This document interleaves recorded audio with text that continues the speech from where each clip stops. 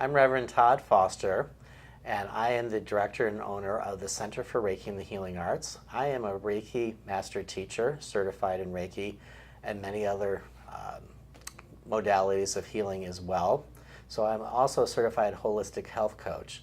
And I work with people that are looking for a natural way to solve their physical, mental, or emotional problems, health issues and things like that, instead of going through a traditional path, which would be seeing a doctor, being on medications and things like that. I help them to overcome anxiety, depression, and improve their overall sense of health and well-being.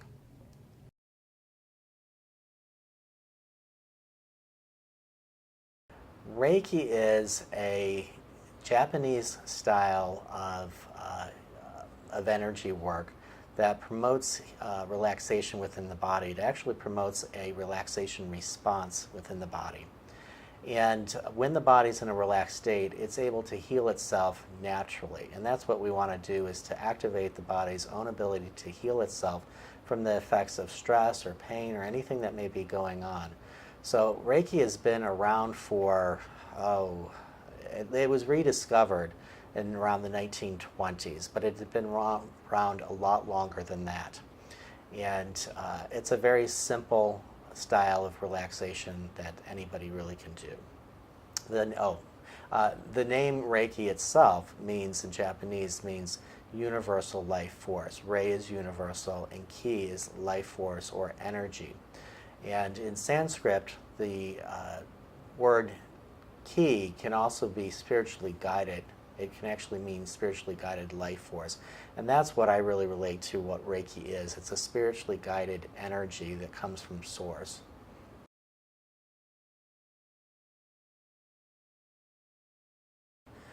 The source of Reiki, in my professional view, as I've been doing Reiki for over 30 years and using it every day in my life, is really God.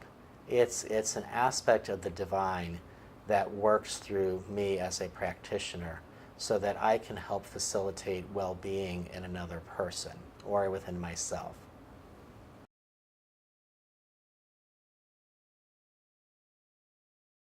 Reiki has so many different uses for people. It's amazing. I believe that everybody should be using Reiki. There's nothing you can't do with Reiki. So for an example, the way that I would use Reiki and the way that I do like to use it for myself is, first and foremost, using Reiki on myself as part of a stress management program. So I'll go through and use Reiki on myself, and I'll demonstrate that in a little bit. You can also use it, and one of my favorite ways of using it is on my food and my water. So think about the quality of the food that you're eating or what you're bringing into your body. You want to energize that. So you want to almost bless it. And Reiki is another form of a blessing, as I would put it. People pray over your food. There's a good reason to do that, and I'll demonstrate the effects that Reiki has on something as just as simple as a glass of water.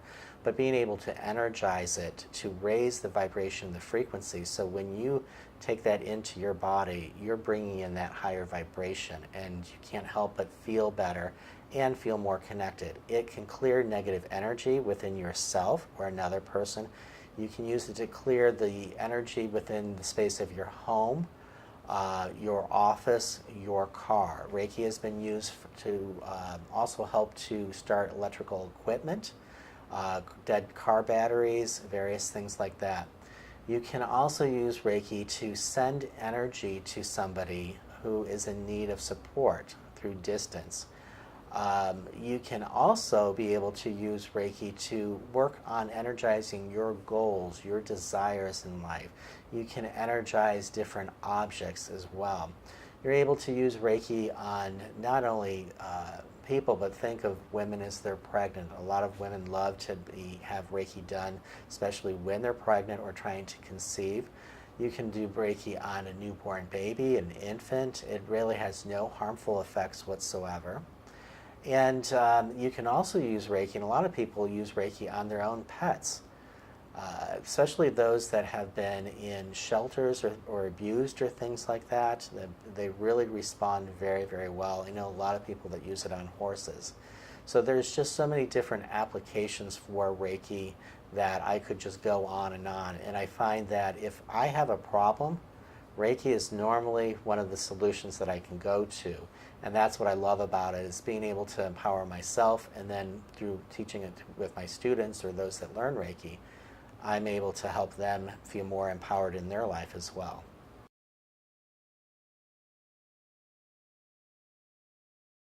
So during a Reiki session, everybody does their sessions a little bit differently. So I myself am used to doing a intake with the person, understanding what their health and wellness goals are. I also assess their energy field. Reiki works on the electrical magnetic field of the body, the aura, as well. And if you think of your body, your home is your shelter for your physical body. And in your home, you have a heating, cooling, an electrical system, a plumbing system. Well, when I look at Reiki and what it does within the body, and this all ties into what we would go through in a regular session, is your own body is the shelter for your soul. And your body also has a heating, cooling, electrical, and plumbing system. So when I work with people using Reiki, I really feel that I'm working more on the electrical system. And if you think back to that analogy of the house, your house has that circuit breaker in which all the different wires run off from the different circuits. So when we look at the body and the energetic body, we look at what are referred to as chakras, which are these wheels or discs of light. And there are 7 main ones, and I'll go a little bit more into this further in the video. But we have 7 main chakras, which are part of that circuit breaker, and off of those chakras run the meridians or pathways for the body. And when they're affected by everything. So whenever we're having any issues emotionally, physically, we're feeling stress, we're ill, whatever, all the chakras are always being affected and impacted. And that means our electrical system is being impacted, and that impacts our physical being. So when a person comes in, I first and foremost do an assessment to see what's going on with their energetic system. I look to see, are there leaks or cracks within their field of energy or the chakra? I also look to see where they're carrying their energy, various things like that. And then when I go to work with a person, you'll come in, you'll be dressed comfortably, I put you on a massage table, you'll lay on your back, and I'll go through and show a person, what are these energy centers, where are they located, how are they being impacted? And when I say that, it's like, is the energy center closed, or is it open and flowing? Is energy moving? You know, if it's closed, it's restricted. That's an area where you're having trouble. And that problem may be a physical problem, or it could just be a mindset, an emotional problem. So we look at these different things, and then I just set an intention as I work with the person to connect with this Reiki energy, to be a pure conduit for this energy. And I ask my client to also set what their intention is. And that intention may just be to receive whatever healing is in their highest and greatest good. Then myself, I just go in and connect in with the energy and become that channel. And I'll begin to lay my hands over their body, starting usually at the head, and work my way all the way down to the feet. And I allow the energy to guide me as far as where do I need to go, how much time I need to spend. For you, the person that's receiving energy, you're simply just relaxed on the table. There's no thoughts or worries or anything else there. It is interesting because people will do it in different styles. My style is I give the person information as far as what I'm feeling as I'm working with them. We have a lot of engagement and conversation, which my clients like, and I actually encourage them to record their Reiki session because there's a lot of information that comes through the session.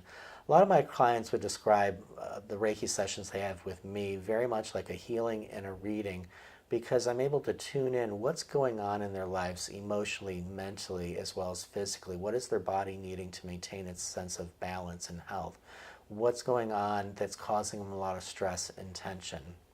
And so they will record their session because there's a lot of information, guidance that's given during that session. After I am complete and feel that they're complete, I'll go back over their chakra, their energy system again, and show them, and we'll demonstrate this later, as far as how the energy is now opened and moving, what we want. But my clients feel a very good sense of relaxation, and yet they feel more energized, more connected. And the reason the person's feeling more connected is as you open up your energy centers and you're working with this divine essence that we call Reiki, you are literally more connected to Source, to God, than you were when you came into the session. And that's what we're really looking for, is a way to feel more connected to all that is. And that's when we begin to experience more balance in our lives.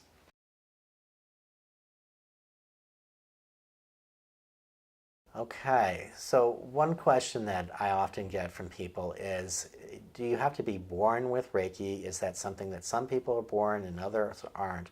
Or is it something that you can learn? And no, Reiki is not something that one is necessarily born with. Let me answer it this way, because there are people that are naturally gifted and feel connected to Reiki. And when I say that, they just are drawn to all things Reiki. I myself was like that, and I know without needing any physical proof that I, in previous lives, that's what I believe, was attuned or worked with Reiki energy, because when I heard of it, there was something deep in my spirit called out to learn it, to embrace it. And when I did, I went and did the hand placements and just did it like I'd been doing it all my life, and I had never done it before. So I kind of feel that I myself have had past lives with Reiki. But anybody is able to learn Reiki, and I do mean anybody. So people that are skeptical, that are very analytical, I have worked with people like this because they've had family members that were very, very sick.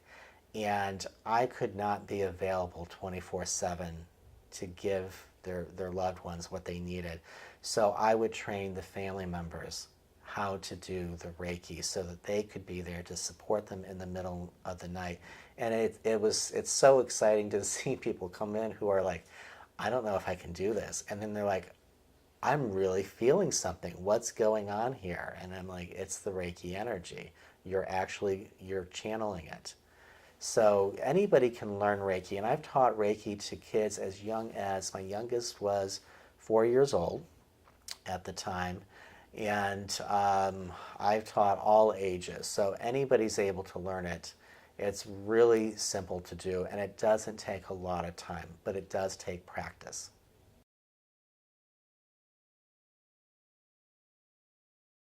Okay, so if somebody's interested in being able to learn Reiki, the way that they would do that is to seek out what's referred to as a Reiki master teacher. And this is somebody who's literally certified to teach Reiki to others. There are 3 levels of Reiki. Let me begin with that. Reiki level 1 is just the basics, and that is really the foundation for Reiki, is taught by being able to channel this energy by laying hands on the person.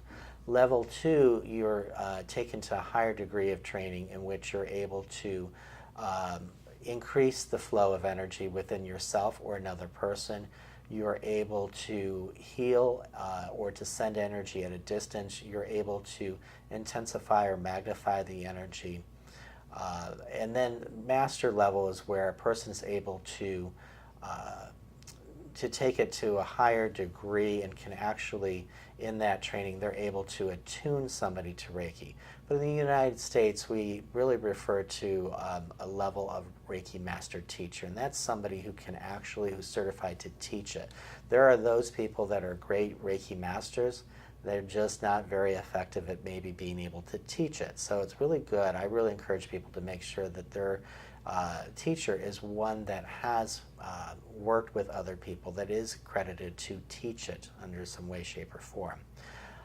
So you find yourself a certified Reiki master teacher and interview them. Ask them some questions. How long have they been doing Reiki?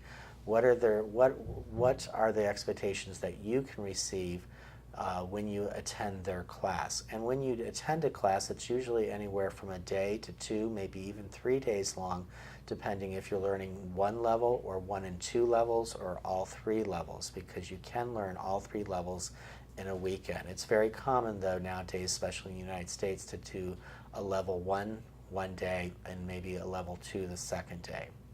Myself, I did start off teaching all 3 levels to people who wanted to take all the way up to the master level. And you will get foundations as far as the history, origin of Reiki itself, how to do it on yourself. All this will happen, and the way that we prepare you is through a spiritual ritual that we call an attunement. And it's a very sacred ceremony that's taught in Reiki, where the Reiki master is able to open up your energy centers to help you connect with the source of Reiki itself, so that you become a channel for that. And we train you on how to work with that energy and how to work with others as well. So it's a fantastic course. And I really believe strongly that everybody, all adults, really need Reiki 1 and 2.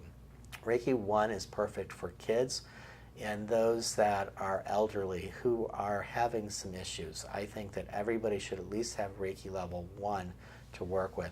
But the average person really needs to be working with at least level 2, because with level 2, almost any problem that you encounter, you can actually solve or improve that situation by using Reiki for the betterment of that situation.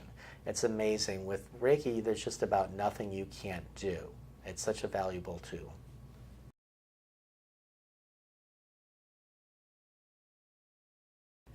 So there are many different uses for Reiki. No, you don't have to use Reiki just for healing.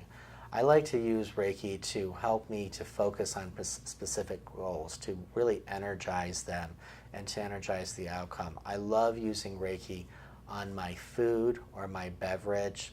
I love just being able to send Reiki to somebody who is just kind of feeling they're struggling, and knowing that they'll receive that energy in whichever way they want.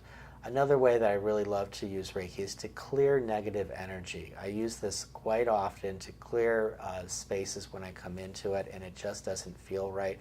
I use it here all the time in my own personal workspace, and I love to use it at my home as well, clearing it. There's just so many different uses, but it's more than just for healing of yourself or others. I've had people, and I've come across objects, for example, jewelry. It's very common for women to have jewelry that they've either inherited from a loved one, or something that maybe they bought that was secondhand, maybe even in a garage sale. And I've had situations where people have come into possessions of jewelry and it doesn't feel right to them. Something feels wrong and they can't figure it out, and they come to me and talk to me about what's going on, and I'll hold the object and everything vibrates. Everything gives off a vibration, and that's what I'm able to read myself. I'm able to read a person's energy field, and I can feel what they're picking up in that object. And Reiki, I can use Reiki to cleanse that energy, to reset it, and to infuse it with a more healing vibration or higher frequency. So I love to use that to charge jewelry or stones, crystals, things like that. So you can definitely use it on inanimate objects. Also done things for children in hospital. This is a common use that people do. When children are in hospitals and you want to provide some comfort or something, you can energize a teddy bear, a stuffed animal. And it sounds kind of funny, but it really works, and we can actually read the energy off of it. But the children will respond and really enjoy holding that object because it's been infused with this divine energy.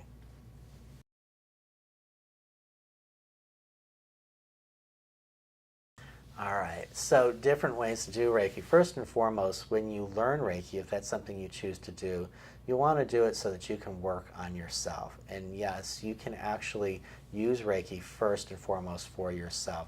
So I go through and use Reiki on myself whenever I need it. It's a great practice to have. It helps to balance you, re-ground you, and also reconnect you to the divine source. It's very simple to do, and I'll be demonstrating later in this video how to do Reiki on yourself. Now, so it's more than just for yourself. You can also then be able to learn how to do it for somebody else. So it becomes so vast in its different purposes there. But it's easy, and you want to balance your own energy centers. You want to start the day like that. Also think like if you're at work and you have a difficult situation or conversation and you're feeling upset, I love being able to use Reiki in those situations myself, even if it's simply just placing my hands just over my heart and recentering myself.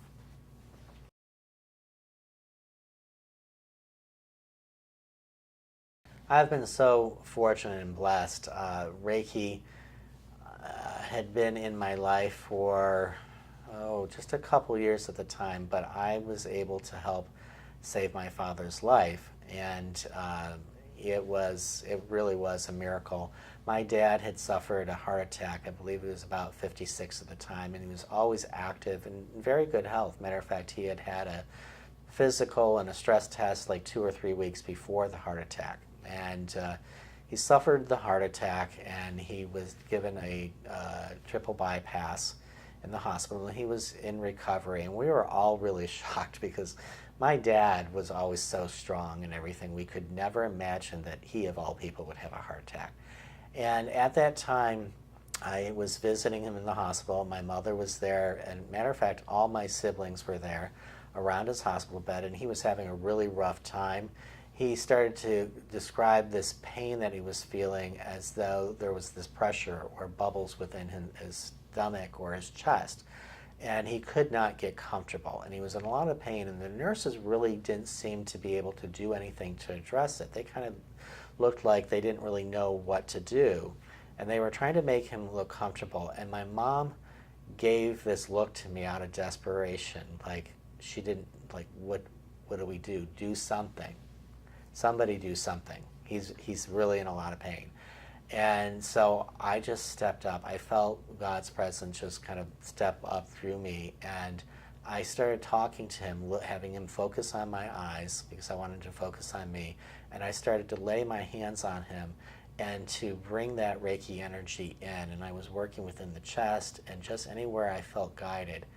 My sister his room was right outside the nurse's station, and my sister was monitoring the vitals that were in the room as well as what she could see that the nurses could see as well. And she later told me, she said, I could literally see his heart, the pace and everything change, and he started to become comfortable as I started to work the Reiki on him. We got him to the point the nurse started to know that something was going on, and she kind of felt like maybe she shouldn't be there. So she left the room while this was going on, and within minutes I had my dad calm, very, very calm again. I was kind of startled by what happened. It was a miracle in front of everybody in my family, and I went and excused myself to the restroom, not because I needed to go, but I needed to have a moment of quietness and just thank God, because I didn't know what happened, but I knew a miracle happened, and I was just so grateful. And later the next day, I saw a dear mentor, a friend of mine, and she said, your dad almost died yesterday, didn't he?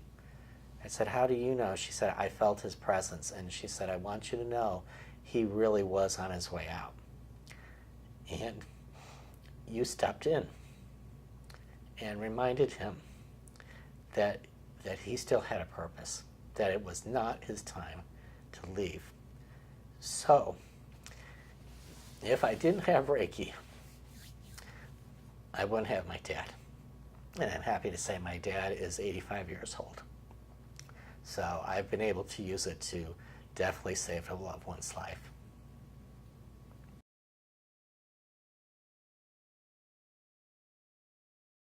So one question I get from a lot of people quite frequently is they want to know whether Reiki is actually a religion, and or if it would go against their religious beliefs, if it would interfere with their religion. And I've had this experience come up a lot in hospitals because for quite a while I would volunteer in hospitals, and once in a while that was a patient's concern. And first and foremost, Reiki is not a religion. It's not even really a belief system. There are lots of tie-ins around Reiki, and there are many people of very strong religious beliefs who do believe in Reiki and believe that it is sanctioned by their religious beliefs. But Reiki itself is not a religion, and you don't have to have a belief in it. For example, We know that from all that we know, a plant does not have a belief system. A pet does not have a belief system, nor do they have a religion. And Reiki works on those. And we have so much scientific evidence about how Reiki enhances the health and well-being of plants and of our pets and things like that, and of people that have no particular religious affiliations at all, and yet are able to receive benefit from Reiki, as well as be able to be a conduit for it. Now, there is some interesting information. There's some information out there through a site, I believe, called Christians for Reiki, in which they look at how Jesus himself would teach his inner disciples how to cast out demons. And it's my understanding demons is a term that we would use for illness or something that was really wrong with a person. So there are people that believe that Jesus had actually practiced I would refer to as a higher form of Reiki than what we currently have. But it is not a religion itself, and you do not need to have a belief in it for it to work. And I have many clients that have no belief in Reiki come here and experience a lot of benefits. And yes, does it change for them? It does. They start to believe in the ability to receive this energy, and what a blessing it really is. Okay, let's see right here.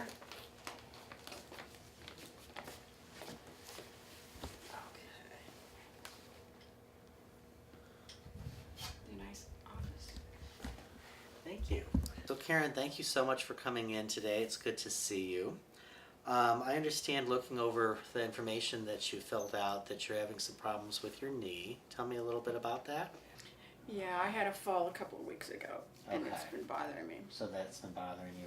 And I also understand that you listed a lot of stress and having trouble concentrating as well. Is that correct? Yes, the stress in my life is really high right now, and it's not only the fatigue. I'm having a lot of trouble focusing, and I'm sure that's the stress, but I'm having a lot of trouble focusing.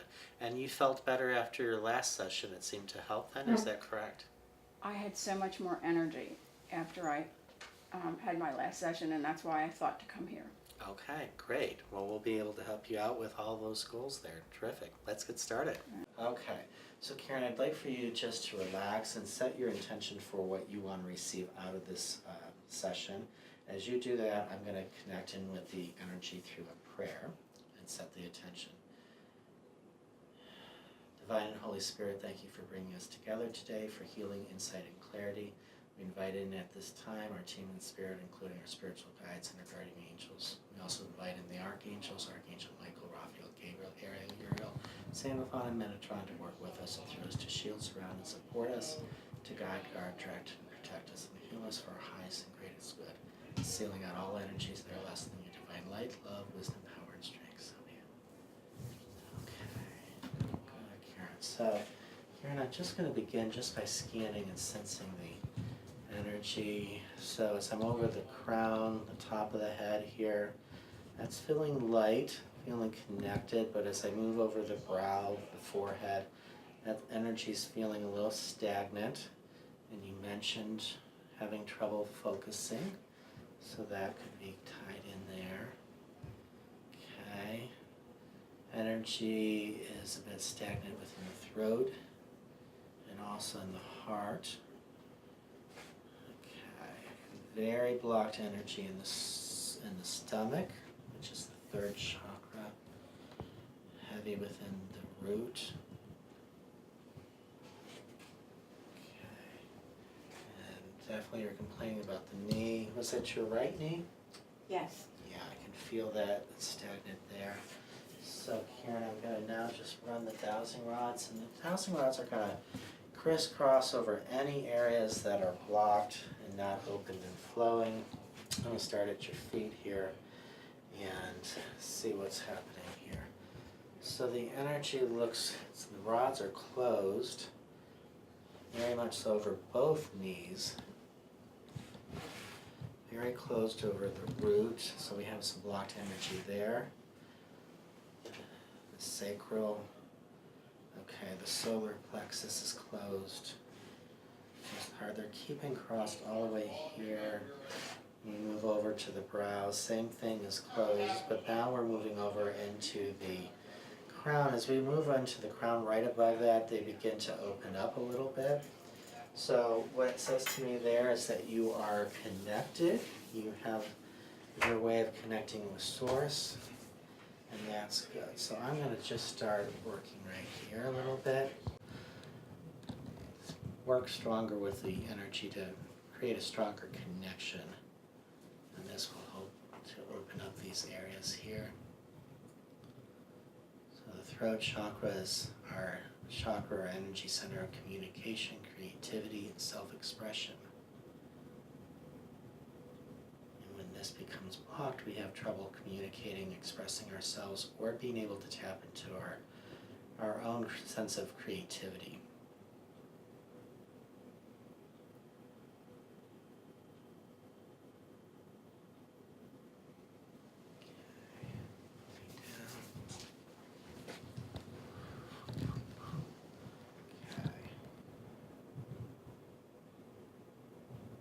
Working at the third chakra here. This is the chakra of personal power and intuition.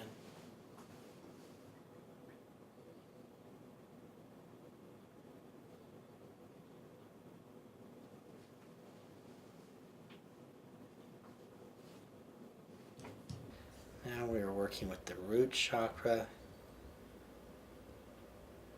That connects us to our community and has everything to do with the fight, flight, survival, food, shelter, all that type of stuff there. It helps us connect deeply in with the earth.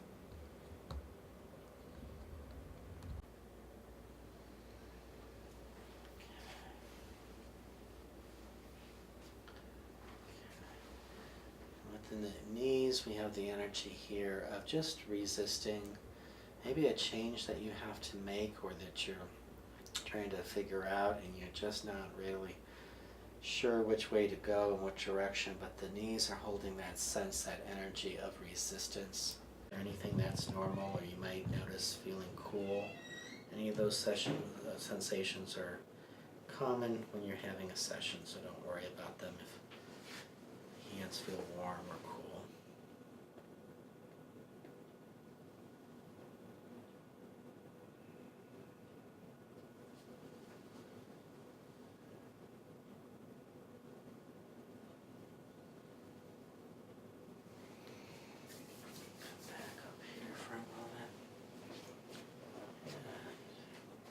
Tilt your head this way. And this way, there we go. Back up to the head here.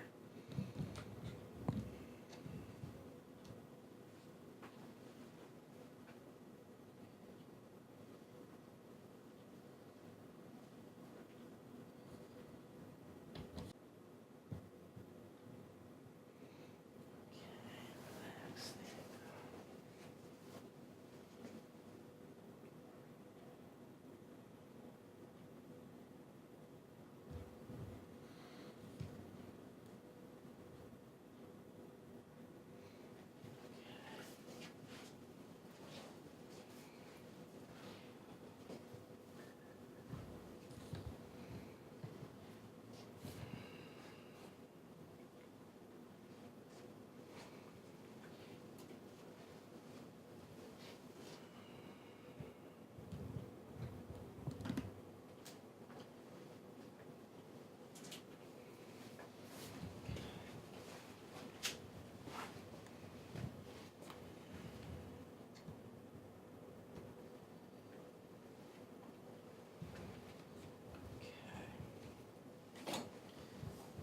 We're going to see what's changed within those energy centers just at this point here. So before, when I did this, they were all across. Let's see what's happening now.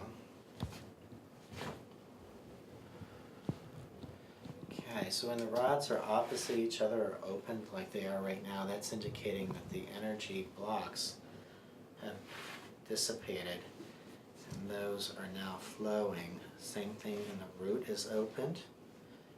sacral, which is just 2 fingers below the belly button. The solar plexus opened. Okay, the heart is opened. Throat is opened. A little bit, not quite as balanced as the rest. Much so, and so is the crown. Okay. Good. So now we're just going to smooth down the aura.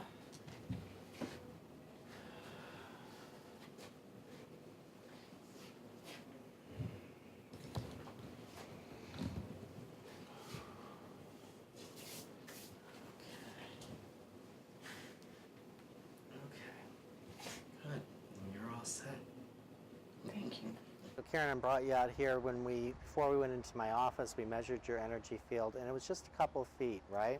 Right. So now I want you to see what's happened to your energy after this session. Okay, so I'm going to walk towards you, and the rods will open up when they come into your energy. Okay. So Karen, the rods will open up when they come into your energy field, and I'm already in your field right now, so that means I've got to move back further.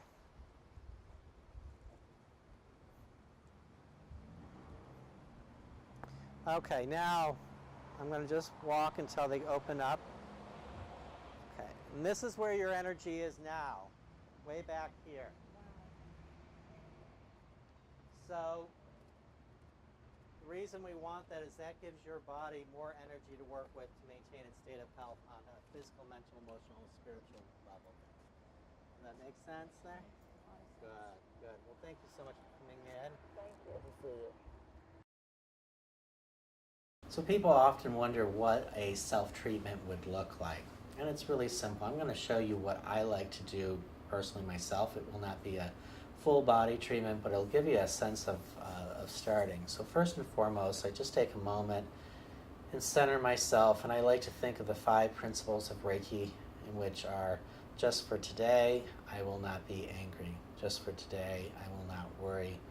Just for today, I will do my work with honesty and integrity.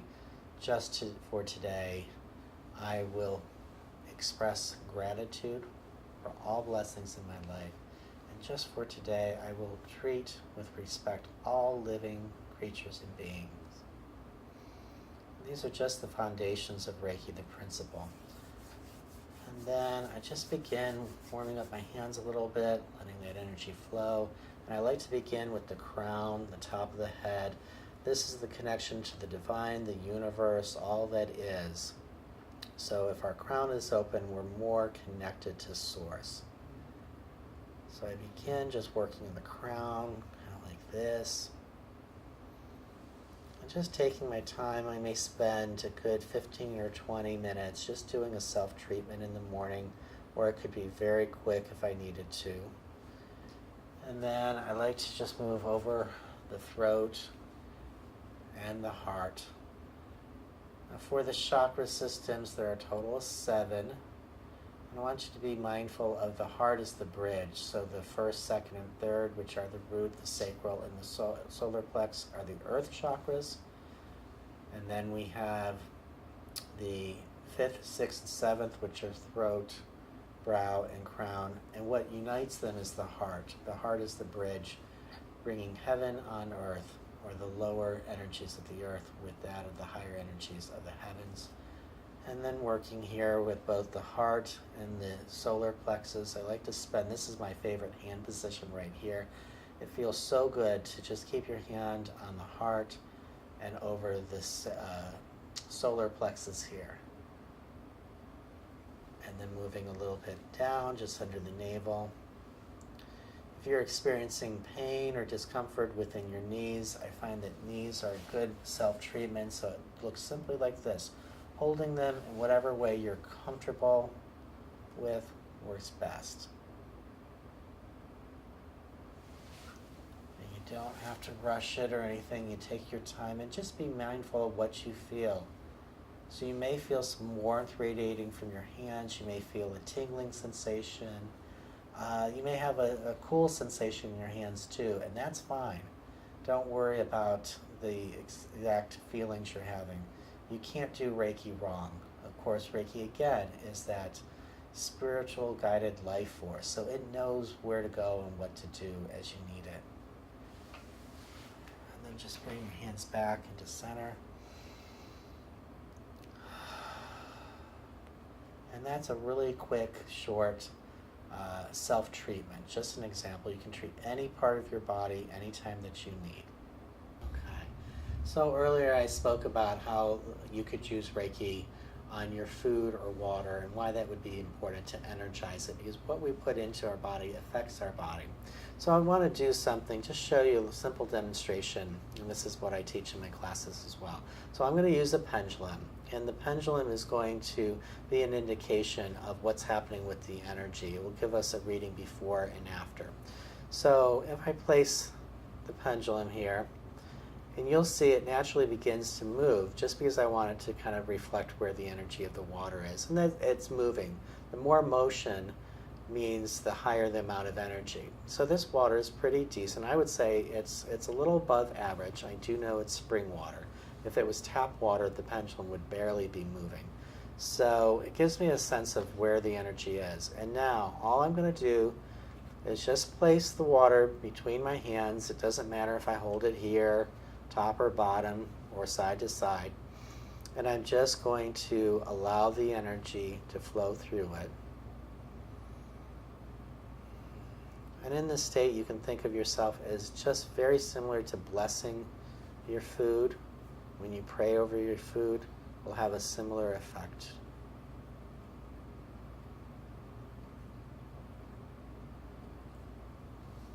Okay, well that didn't take anything but a few moments there. And now as I place the pendulum here, you can see that it's got a wider swing to it. It's actually moving much faster. And that's because the strong energy field of the water is expanded. It's vibrating at a higher frequency. And so now if I drink this, that helps my body maintain a better state of health and well-being. It brings more energy and vitality into my own body. So again, a simple thing that you can use Reiki for yourself. Enjoy and have fun.